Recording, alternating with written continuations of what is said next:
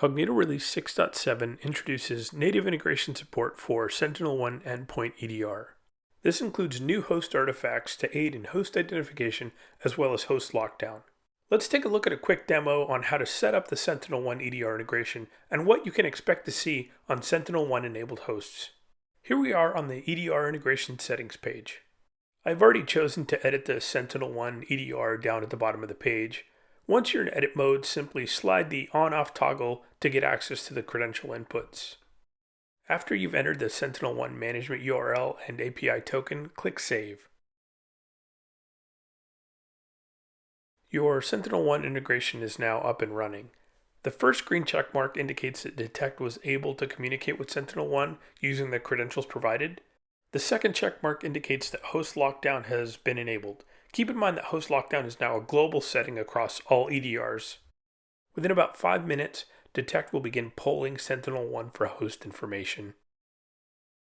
Here we are on the host page of a host that we've identified as running SentinelOne EDR. Remember previously that host lockdown was enabled globally, so as an analyst I have the ability to temporarily disable this host directly from the Detect UI. I can also pivot over to the host details to see what artifacts we've collected on this host. Host artifacts from SentinelOne will include things like operating system version, MAC address, host name, last seen timestamp, as well as several others. The full list can be found in the 6.7 release notes. And just like all of our other EDR integrations, you can pivot directly from Detect over to the EDR console in the event that you need more specifics on a host, or if you want to take a broader look and investigate across all of the EDR hosts. Notice that this host is showing a connected network status, meaning it's online and not under any kind of network isolation. Let's perform a host lockdown action from Detect and see what that looks like in SentinelOne.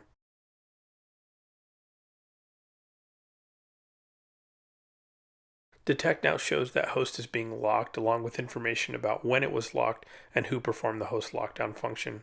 And if we pivot back over to the SentinelOne console, we'll now see that that host is in a disconnected network status, so we know the lock was successful.